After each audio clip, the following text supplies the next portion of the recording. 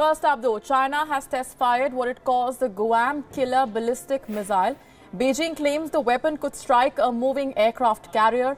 The missile is nicknamed the Guam Killer because the US military bases on the Pacific island are within its range. The missile can carry conventional as well as nuclear warheads and is capable of both rapid nuclear counterstrikes. China's state television showcased the footage of the Chinese military launching a pair of the DF-26 anti-ship missiles, this during a live-fire exercise in northwestern China.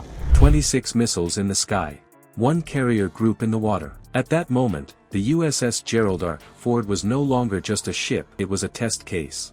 This wasn't a training run, this was a live test of what happens when China calls the bluff of America's most advanced carrier. The question is simple: could layers of radars, interceptors, and split-second human judgment turn chaos into survival? By the end, only one missile got through. But which mattered more, the technology or the people behind it? China has rapidly increased its missile arsenal. This is a menacing challenge to the United States. Preparing for a possible invasion of Taiwan and deterring the United States from intervening. In recent years, the force has test-launched hundreds of ballistic missiles at a rate that has exceeded the rest of the world combined. In August 2023, Chinese leader Xi Jinping suddenly ousted and replaced the head of an opaque military unit called the Rocket Force. China's leaders have tasked this force with its highest military objective. Before we move on, I'd like to ask you a small favor. If you appreciate this content, please take a second to like this video and subscribe to the channel. Over 98% of you watch the videos without subscribing. It costs you nothing, but it makes a huge difference to us. So, did you click the subscribe button? Great, thank you so much. Now, back to the video. Chinese military experts say the missile's design allows increased targeting capability, speed and stealth, and conventional medium and long-range precision strikes. It has a double cone structure with 4 fin-like flight control surfaces symmetrically built around the base, which are meant to help control the weapon's trajectory. The PLA rocket force has 6 bases spread across China, in an arc in the south, then up in the northeast, which is responsible for Korean Peninsula and targeting Japan. There's a dedicated base in central China, and finally a base which is responsible for the northwest. How do you defend a floating city against waves of steel and fire? That was the question hanging in the air when Chinese launchers flared and 26 missiles, both DF-26 and cruise variants, cut toward the Gerald Ford strike group. In an instant the calm rhythm of life at sea was broken. Drills and practice scenarios suddenly looked small compared to real streaks of inbound targets crossing the horizon. The DF-26 was feared for good reason. It wasn't just a ballistic trajectory. It carried the speed of hypersonic flight, the reach of a weapon that could stretch across oceans, and the branded label that made war planners nervous, the so-called carrier killer. What made it different was its potential mid-course maneuver. Unlike the predictable arc of older ballistic missiles, this one could adjust, bend, and twist, making interception far more difficult. The label wasn't propaganda, it was a warning carved into every discussion of carrier defense. On the screens of the SPY-6 radar arrays, the sea surface disappeared beneath a flood of tracks.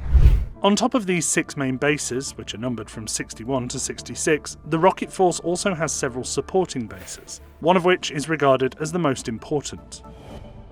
Base 67 is the most secretive. Little is known about the base in Baoji City in central China, but bunkers dug into the Qingling mountain range on the outskirts of the city houses most of China's nuclear warheads stockpile. Base is the guardian of China's strategic nuclear deterrent. From Base 67, the warheads are subsequently distributed by rail all across China, northwest, northeast, and into the south, across the brigades responsible for launch and deployments of the nuclear deterrent. The digital horizon filled until it looked less like a tactical picture and more like a storm cloud of dots, each one moving at violent speed. Some were decoys, lightweight shells meant to trick interceptors into wasting shots. Others were real warheads, masked among the clutter. For the sailors watching those screens, the hardest task wasn't firing weapons, it was knowing which signal was which. Inside the Combat Information Center, the air was tight and hot, layered with the sound of overlapping voices, reports, and confirmations. Analysts bent over consoles, chasing each track by code and by behavior. Officers gave short, sharp orders. Fire control teams waited as target assignments dropped in, each second carrying more weight than the last. This wasn't a calm calculation, it was a sprint against time. Every moment of delay meant those warheads were closing miles in seconds. The strike group's defense was built in layers. Far out, interceptors like SM-6S arced high into the exo-atmospheric sky, chasing the ballistic threats before they could descend. Mid-range, the ESSMs fanned outward to kill missiles that made it past the first shield. Near the hulls themselves, close-in weapon systems spun up, rapid-fire cannons capable of shredding an object in its last seconds of flight. All of it tied together by a hardened data web, feeding updates across ships and linking radar to trigger faster decisions than any one vessel could manage. It was a fortress made not of walls but of rings, each one designed to absorb what bled through the last. Picture it as a fortress under siege by arrows, but not arrows of wood. These carried enough explosive power to sink a battleship outright, each one a hammerhead in steel. And they weren't fired from one clean line, they came from angles, from altitude, from standoff distance, arriving staggered so the defenders couldn't just focus forward. The ship bristled with its riposte, launching interceptor after interceptor like archers on parapets, emptying quivers into a sky blotted by shafts. Dozens of interceptors streaked into the air. Countermissiles struck home in bright flashes, mid-course lasers pulsed to blind seekers, and still the radar screens showed lines crossing inward. The tension didn't ease with each kill.